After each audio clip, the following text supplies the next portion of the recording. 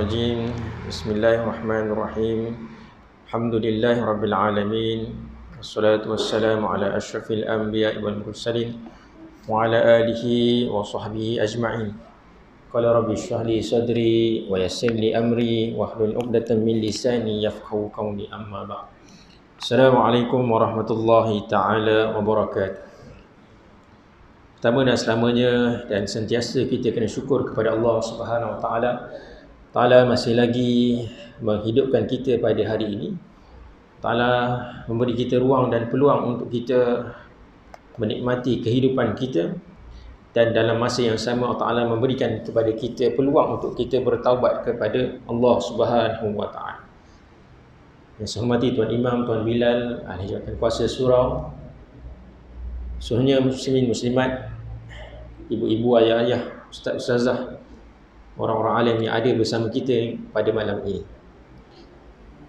Baik, alhamdulillah, kita sambung bacaan kita ataupun pengajian kita tentang tafsir juzuk amma. Bulan lepas kita berhenti pada ayat yang ke-12. Jadi sepatutnya malam ni bukan malam saya ngajar, ganti ustaz bersama. Jadual sama. Sama di Kota Baru. Saya pun baru balik Kota Baru, diri Kota Baru. Tukar sisih dengan jalan tu. Baik, kita sambung pada ayat yang lepas dalam surah An-Naba, berita yang besar. Kita ada ceritakan tentang manusia ataupun makhluk ini diciptakan berpasang-pasangan. Dan kita dah bersoal jawab tentang 3 soalan yang diajukan oleh Padri Kristian kepada seorang pensyarah ni lah. Saya cerita bulan lepas.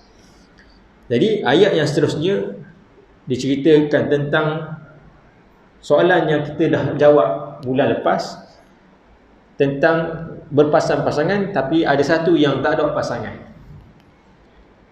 iaitu ayatnya waja'alna sirajan wahaja, dan telah kami jadikan suatu pelita yang terang benderang. Pelita yang terang benderang itu yang hanya satu, iaitu matahari yang memancarkan sinarnya yang sangat terang benderang.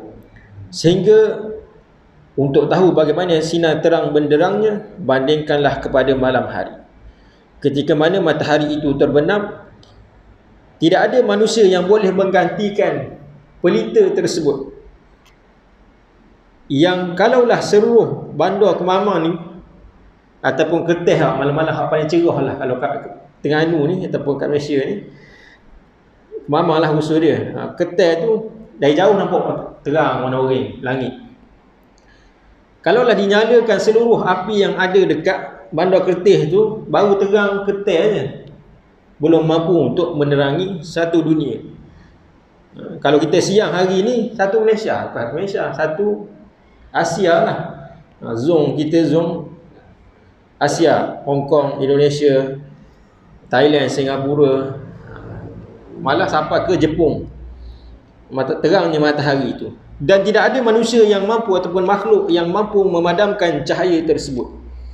Sebab itu ketika mana Nabi SAW ditegah ataupun diminta untuk tidak menyampaikan ajaran Islam kepada penduduk Mekah ketika itu, sehingga akan ditawarkan kepadanya, wahai Muhammad, kamu nak apa sahaja kami akan berikan. Mu nak pangkat, mu nak jawatan, mu nak harta, mu nak wanita, dan apa sahaja yang kamu minta wahai Muhammad, kami akan berikan. Lalu apa jawab Nabi SAW? Ditawarkan dengan pelbagai kemewahan, kesenangan, harta dan pangkat, tetapi Nabi SAW tolak dengan jawapannya, sekiranya aku diberikan ataupun di tangan kananku matahari dan di tangan kiriku bulan, nescaya aku tidak akan tinggalkan apa yang aku diperintahkan untuk disampaikan kepada manusia, iaitu ajaran Islam. Kenapa Nabi SAW sebut bulan dan bintang? Kerana bila mana kita mampu mengawal dua benda yang sangat besar ini, kita mampu mengawal dunia. Kita nak siang bila, kita nak malam bila, kita boleh bila-bila masa. Nabi memberikan perumpamaan, kalaulah matahari diletakkan di tangan kananku, bulan di tangan kiriku, nescaya aku tidak akan meninggalkan apa yang diperintahkan kepadaku untuk menyampaikan kepada manusia. Nak sebutnya matahari ini sangat besar dan terang sehingga kan tidak ada makhluk yang boleh menutup ataupun memadamkan cahaya tersebut. Orang Jepun cipta satu matahari. Saya ingat Jepun ke Hong Kong? China.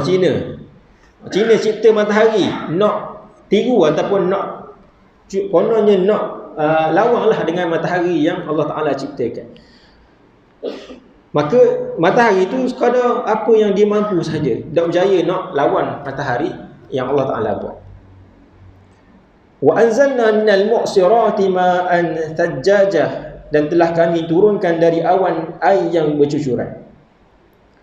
Jadi kalau kita fikir logik, tiba-tiba ada orang ceritakan kepada kita, kami yang turunkan hujan. Siapa kami? Allah Subhanahu wa Ta'ala. Orang yang cipta saja dia tahu apa yang dia buat dan bagaimana ia menurunkan benda tersebut.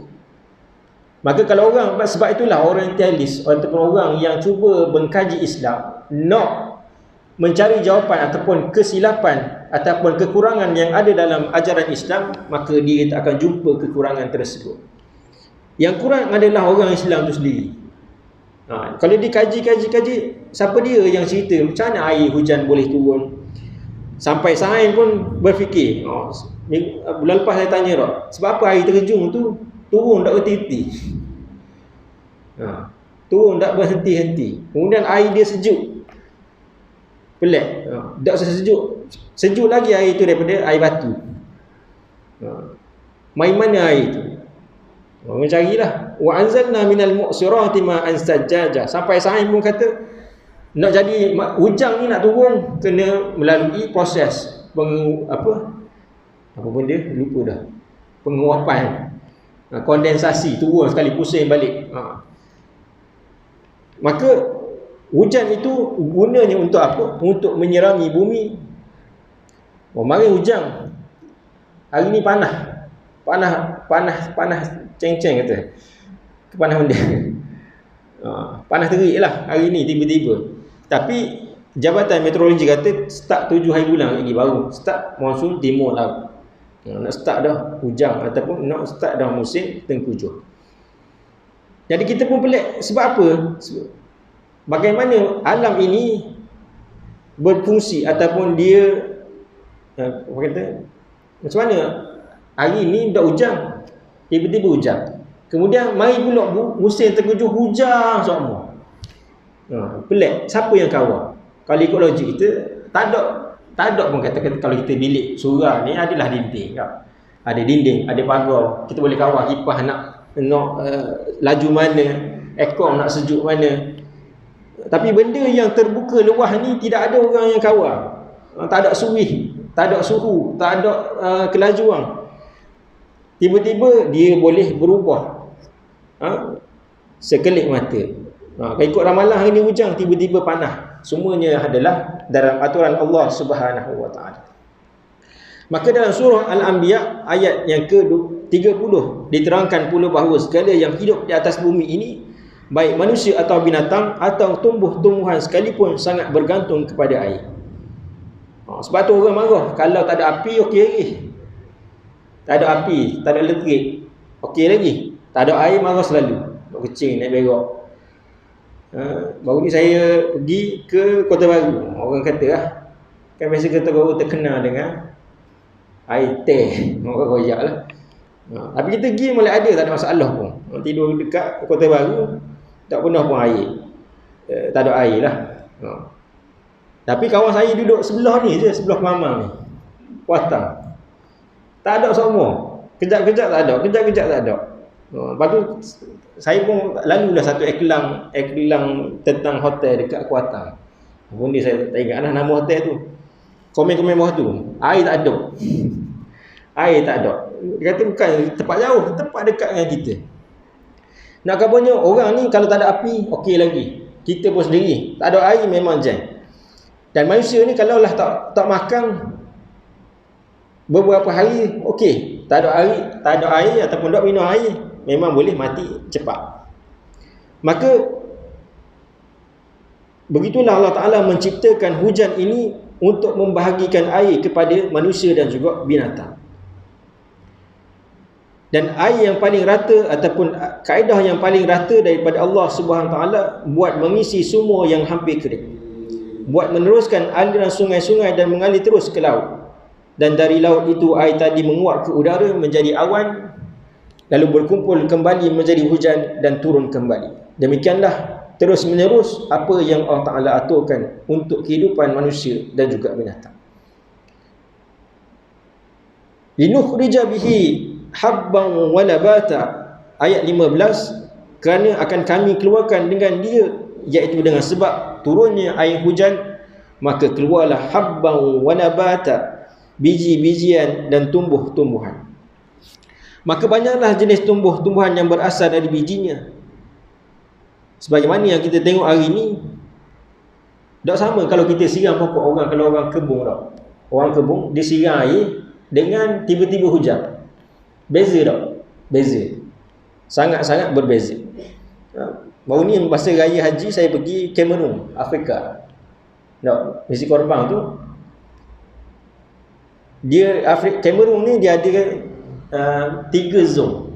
Khatulistiwa, cuaca dia macam Malaysia. Atas sikit dia kering sikit, kemudian ujung atas sekali masuk ke padang pasir. Jadi apa yang mereka tanam adalah jagung. Sepanjang-panjang jalan, sebanyak-banyak, seluas-luas mata memandang tu ditanam jagung lah ke. Dan jagung tu bukan jagung macam kita ni. Jagung untuk apa panggil? Kucing. Oh, anak kucing. Jagung untuk buat biji ring, untuk buat makanan haiwan, untuk buat tepung, untuk buat minyak daripada jagung. Jadi memang itulah punca pencarian ataupun itulah cara hidup negara Cameroon. Jadi kita pun pelik, apa nak tanam jagung manis? Jadi jagung manis nak lewat minyak, makan sedap lah. Jadi jagung pun berbeza-beza. Kalau lah kata benda sekecil-kecil itu Allah Ta'ala aturkan sesuai dengan cuaca tempat dia. Nak kabarnya jagung tu sesuai buat minyak sebab dia kerah. Jagung tu kerah. Kalau kita nak makan macam biasa ni kerah. Maka sesuailah dengan permukaan bumi Afrika tu dekat separuh apa panggil khatulistiwa, separuh lagi gurun Sahara. Maka jagung yang paling sesuai adalah jagung, dia panggil jagung putih. Jagung putih. Fungsi dia adalah untuk buat minyak tadilah, minyak daripada jagung. Sebab tu dah bila mana harga ayam naik dah baru ni. Sekarang ni telur tak ada. Harga ayam naik. Sebab apa? Sebab harga jagung naik. Jadi orang tanya, dah apa kita tak tanam jagung? Kita ada ladang jagung. Tak sama, jagung kita bukan jenis yang ditanam untuk bagi makan pada binatang. Jagung kita jagung mutiara, jagung ataupun jagung muda dipanggil sini. Jagung manis, jagung madu, jagung manis lah. Jagung manis, jagung mutiara kat Cameroon Highland. Jagung tu tak ada yang jenis untuk bagi makan binatang ataupun untuk buat minyak, untuk buat makanan ayam. Jadi sebab harga jagung naik, maka harga ayam juga naik. Jadi nak kena tanamlah jagung jenis macam kat Cameroon tu, dekat Afrika. Jadi dulu zaman Pak Allah Arab, Tun Abdullah Badawi, dia buat, dipanggil dia zaman tu untuk pertanian. Pertanian adalah perniagaan. Dan pertanian ni sebagaimana yang Nabi Yusuf alaihissalam 7 tahun kemarau dan 7 tahun sebelum tu adalah tahun untuk kita menyimpan. Jadi Nabi Yusuf alaihissalam telah mengajarkan kita ataupun Al-Quran telah ajarkan kepada kita bagaimana sumber makanan ni adalah punca utama ataupun khazanah negara yang perlu kita utamakan. Jadi hari ini negara kita sibuk tentang ekspor, import daripada luar. Tak, banyak benda barang-barang daripada luar sebab kita tak tumpu kepada tanaman ataupun kepada makanan keperluan kita sendiri. Jadi kalau jagung tu kena import, memang mahal lah bila orang luar ataupun peperangan berlaku antara Ukraine dan juga Rusia. Banyaklah faktor-faktor tu menyebabkan kita hari ni makan ayam mahal. Harga sepapang telur nak sama dengan seekor ayam. Lebih dah le ni. 16 ya ke berapa?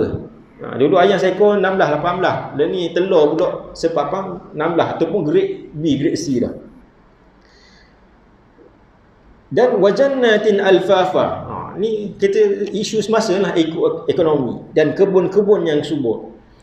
Maka air tadi Allah Ta'ala turunkan untuk menjadikan kebun-kebun tanaman ini kebun yang subur. Maka sudah sejak manusia hidup mengenal bercucuk tanam sebagai lanjutan dari hidup. Sebab tu kalau kita tengok, saya pergi dekat Sabah Sarawak, pekerjaan dia ataupun orang asli lah, kita kata mudah, jarang orang asli ataupun orang pedalaman ni dia kena penyakit. Sebab makanan dia, makanan hak dia tanam, tak ada racun, tak ada perisa, tak ada pewarna, tak ada bahan pengawet, tak ada bahan kimia. Dia okey je jalan. Kita jalan sini sampai sampai traffic light lelah dah. Masuk 40, 50 penyakit macam-macam dah. Sebab pemakanan kita. Jadi masa BKP ramai pakat cucuk tanah ni tinggal dah. Tinggal dah dan cara dah ke kebun kita. Maka wajannatin alfafa, jannatin dan kebun-kebun.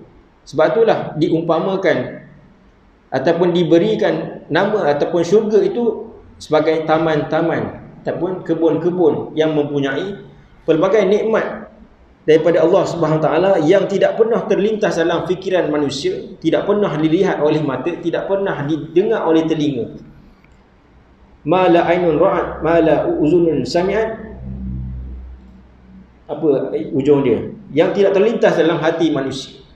Digambarkan tumbuhan ataupun daun ataupun bayang sebuah pokok di dalam syurga.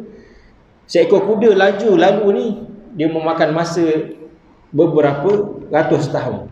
Nak kata besarnya, kita pun tak boleh bayang. Kita ni pun hidup 60 tahun. Kuda tu tak siapa-siapa lagi.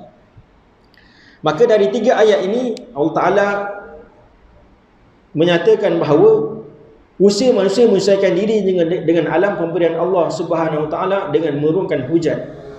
Maka manusia mengatur pengairan. Allah Ta'ala menurunkan hujan, manusia mengatur hujan yang turun itu menjadi satu saliran. Maka Allah Ta'ala mentakdirkan biji-bijian dan tumbuh-tumbuhan.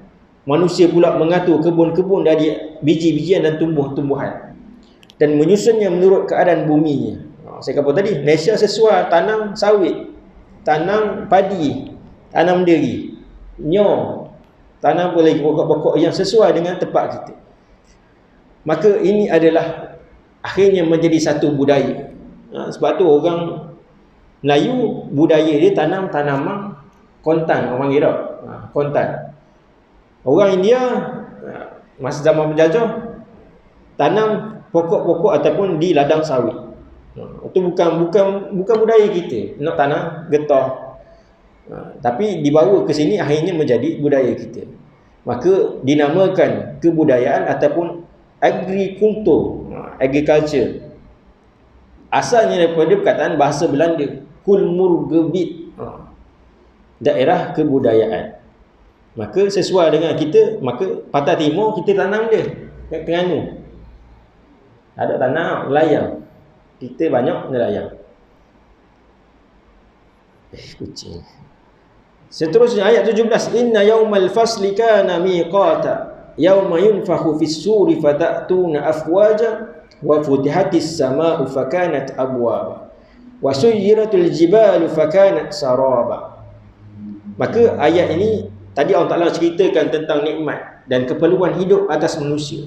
Allah Ta'ala ceritakan siapa yang menurunkan hujan, siapa yang mengeluarkan tumbuh-tumbuhan, dan siapa yang menjadikan kebun-kebun yang subur itu. Bila mana turun hujan, suburlah muka bumi ni. Kalau orang kerja masa rupuk ataupun racun, hujan je jangan lalu. Hujan je jangan lalu. Pertama racun tu hilang. Yang kedua tanah tu subur, cepat tumbuh. Maka habis ayat tu Allah Ta'ala menceritakan kepada kita tentang hari keputusan. Inna yaumal fasli kana miqata. Sesungguhnya hari keputusan itu adalah satu waktu yang telah ditetapkan. Sebagaimana kita hari ini, esok adalah penamaan calon. Bukan kepeng. Oh ni iklan. Esok penamaan calon. 19 hari pengundian, buang undi. Umur 18 hingga ke atas lah. Sampai umur peceng ataupun umur tua lah. Ada juga orang tua dah daftar. Tapi start baru ni automatik. Semua yang 18 tahun ke atas layak untuk mengundi. Ada kok orang tua dak undi, tak pernah undi, tak cara pun. Tak cara. Maka ia adalah hari keputusan yang satu waktu yang telah ditetapkan. Maka hari yang disebut dalam Al-Quran adalah hari kiamat dan waktunya telah ditentukan dalam ketentuan Allah Subhanahu wa taala. Tidak dikurangi dan tidak ditambah, dan tidak pula ada yang mengetahui bila hal itu akan terjadi selain daripada Allah Subhanahu wa taala. Maka bila Nabi SAW tanya, wahai Rasulullah, bilakah hari kebangkitan ataupun hari kiamat akan berlaku? Nabi SAW menunjukkan, mengisyaratkan dua jari ini. Bermaksud ruang di antara dua jari ini adalah akan berlakunya hari kiamat. Sebab itu perasan hari ini rasa-rasa baru je Jumaat. Hari ni Jumaat pula dah. Saya pun rasa baru je mari kuliah, padahal sebulan dah. Nak kabarnya semakin dekat kita dengan kiamat, akan semakin pantas masa berlalu. Dan ditanyakan kepada Rasulullah bagaimana pada akhir zaman waktu itu berlalu begitu pantas. Maka Rasulullah kata keberkatan waktu telah diangkat. Berkat ni sikit tapi kita rasa cukup. Maka bila mana banyak masa pun kita rasa singkat, bila mana berkat itu telah diangkat oleh Allah Subhanahu Wa Taala. Sebab tu hari ni dalam politik kita berlaku, ramai orang nak lompat sana, lompat sini, tanya atas tu, tanya atas ni. Sebab apa? Sebab tak cukup. Gaji dia puluh-puluh ribu, allowance dia banyak. Tapi sebab dia dah rasa cukup dengan apa yang dia ada, sebab tu dia akan sentiasa mengejar apa yang dia tak cukup. Jadi sebab tu orang kata lagi besar kerak, lagi besar periuk, lagi banyak kerak dia. Kita orang tak ada gaji biasa je, tak mikir pun nak bayar hutang, nak bayar rumah, nak bayar kereta. Jadi orang ni yang duk sibuk hari ni berpolitik, nak jawatan. Sebab apa? Nak kejar habuang dunia. Maka bila dia dah dapat sekali, dia beli kereta, beli rumah, beli tu beli ni, sampai masa nak kena bayar. Sampai masa nak kena bayar. Jadi nak cari mana? Paling mudah tanda lah. Syarat nak tanda pilihan raya tak perlu SPM. Tak perlu SPM. Mu glamour, pandai cakap, ada pengikut, pandai lobby, pandai kipah, boleh naik dicalonkan sebagai calon pilihan raya. Jadi Nabi SAW sendiri suruh kita pilih. Kalau kita musafir 3 orang, kena lantik salah seorang jadi ketua. Jadi kalaulah nak musafir pun kena lantik ketua, apatah lagi dalam urusan pemerintahan negara. Macam surah ni, tak ada ketua, tak ada pengurusi surah. Jeng. Masa tak ada PT, okey, surah ada cara. Time banyak orang bagi sumbangan. Mula start. PT ada orang cara ambil masuk poket. Nak kabarnya dalam urusan negara lebih-lebih lagi Nabi ajarkan kepada kita. Dan contoh yang terdekat, paling dekat dengan Nabi SAW adalah para sahabat. Bila Nabi SAW meninggal dunia, para sahabat berkumpul di apa nama tempat? Darun Nadwah ke apa? Kan? Apa orang kafir punya? Lupa dah tak mari. Para sahabat Nabi berkumpul nak tentukan siapakah pengganti selepas Nabi SAW wafat. Sehingga selepas dikabarkan 3 hari lepas tu barulah jenazah Nabi dikebumikan. Nak khabar pentingnya pemilihan pemimpin, sampailah jasad Nabi SAW yang mulia pun ditangguhkan seketika untuk mencari siapakah pengganti kepada Rasulullah SAW. Ayat 18, yauma yunfakhu fis-suri fatatuna afwaja. Dan hari yang akan ditiup padanya serunai sangkakala, maka akan datanglah kamu berduyun-duyun. Hari ni orang nak pilihan raya kena buat sambutan bertuah bagi sumbangan. Baru ramai mari tiup kalau ini ayat ni tiup serunai. sangka kala, maka berduyun-duyunlah orang mari datang. Maka begitulah pada hari kiamat, bila mana kita telah dimatikan oleh Allah Subhanahu wa taala, maka malaikat Israfil akan meniup sangkakala yang pertama. Maka hancur dunia, hancur, habis. Dan semua termasuklah Israfil sendiri pun akan dimatikan oleh Allah Subhanahu wa taala. Kullu apa? Mari ayat. Apa? Setiap yang bernyawa pasti akan merasai kematian. Allahumma salli. Dan ditanyakan, dah macam mana? Malaikat yang meniup sangkakala itu juga akan merasai kematian. Bagaimana? Wallahu ta'ala. Dan dikhabarkan kematian itu sakaratul maut, ditarik ataupun dicabut nyawa kita ini, sehingga Rasulullah sallallahu alaihi wasallam sendiri merasakan betapa sakitnya sakaratul maut tersebut. Ketika mana Nabi sallallahu alaihi wasallam nak wafat, Aisyah dan juga Fatimah berada berhampiran dengan Nabi sallallahu alaihi wasallam. Bertanyakan, wahai kekasih Allah, apa yang kamu rasakan? Kenapa kamu merasa sakit? Maka bila mana ditanya ketika itu, Rasulullah sallallahu alaihi wasallam menjawab, aku nak bebankan ataupun aku nak angkat kesakitan ini biarlah tidak dipikulkan ke atas umatku. Nak kabarnya betapa Nabi sallallahu alaihi wasallam sayang kepada umat, sehingga kan sakit sakaratul maut itu pun Nabi sallallahu alaihi wasallam nak tanggung, tidak mahu diberikan kepada umatnya. Maka kita hari ini kena banyak berselawat ke atas Nabi sallallahu alaihi wasallam, tanda cinta dan juga kasih sayang kita kepada Nabi sallallahu alaihi wasallam. Dan demikian jelaslah bahawa tiupan seruan yang pertama itu adalah panggil untuk berkumpul, sehingga datanglah manusia berduyun-duyun, rombongan demi rombongan. Maka tentang tiupan seruan itu, Syekh Muhammad Abduh berkata, tiupan dalam tafsirnya, tiupan pada seruan tersebut adalah suatu ibarat bagaimana Allah Ta'ala membangunkan manusia daripada mautnya. Di hari kiamat kelak, yang dapat diambil perumpamaan yang cepat ialah tiupan bunyi trompet, sebagaimana tersebut dalam surah yang ke-39 surah Az-Zumar. Dan demi mendengar bunyi trompet itu, mereka pun bangunlah lalu memandang ke sana kemari dalam kehidupan yang baru. Dan kita pun wajib percaya bahawa meniup sangkakala itu memang akan terjadi, dengan kita tidak perlu mengkaji bagaimana cara penghembusan atau peniupan itu dan apa barangnya. Tak perlu kaji, sebab tak sampai lagi ilmu manusia, ilmu makhluk ni tak sampai tentang bagaimana tiupan itu. Nak tunggu tak ambuh, waliyazubillah. Kita tak ambuh jumpa. Kalau boleh, biarlah kita mati dulu dalam keadaan mati yang husnul khatimah. Dan dikhabarkan juga pada hari kiamat ataupun hampir-hampir pada penghujung dunia ini, manusia yang paling akhir mati adalah manusia yang sekecil zarah ada dalam hatinya iman kepada Allah Subhanahu wa taala. Dan ketika mana berlaku kiamat tersebut, yang ada adalah orang-orang yang tidak beriman kepada Allah Subhanahu wa taala. Maka sebelum kita nak berlaku kiamat tu, orang yang beriman kepada Allah akan ditiupkan satu hembusan. Bila mana orang beriman menghidu hembusan bayu tersebut, maka mereka akan mati sebelum berlakunya kiamat. Maka datanglah manusia berduyun-duyun, berbondong-bondong ke tempat berkumpul yang dinamai mahsyar itu, tempat memperhitungkan amal dan usaha semasa hidup. Keadaan pada waktu peniupan itu sebagaimana yang disebut, wa futihatis sama'u fakanat abwaba, dan akan dibukakan langit, maka jadilah dia beberapa pintu.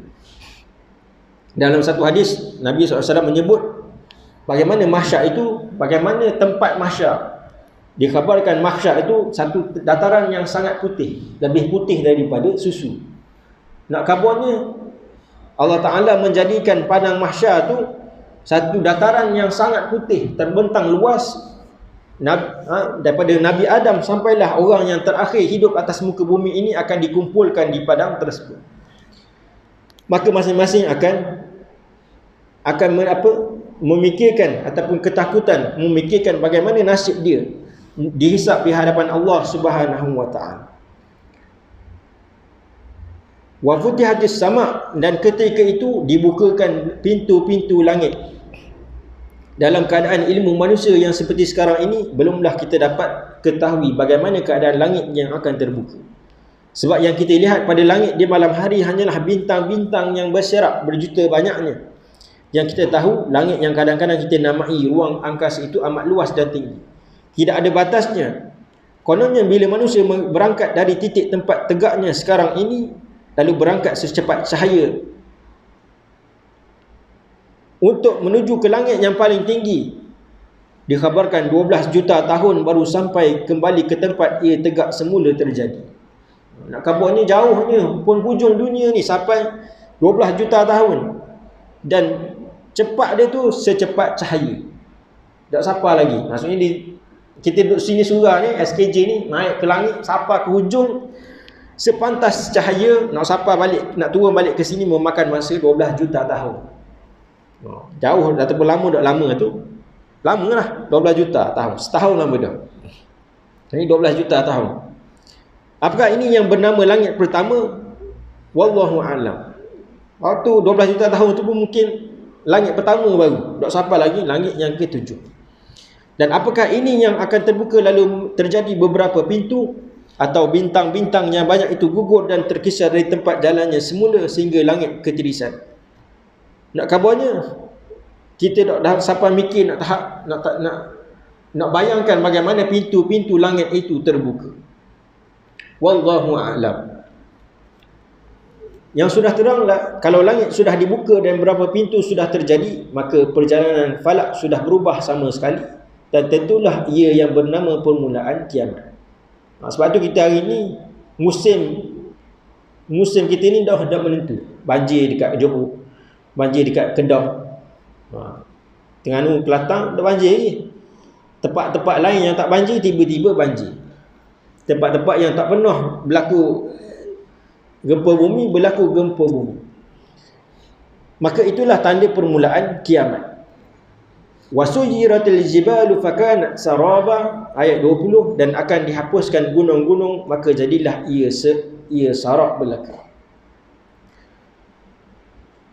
Tadi pada ayat 7 sudah jelaskan bahawa gunung-gunung itu dijadikan oleh Allah menjadi pasak bumi atau tiang-tiang peneguh.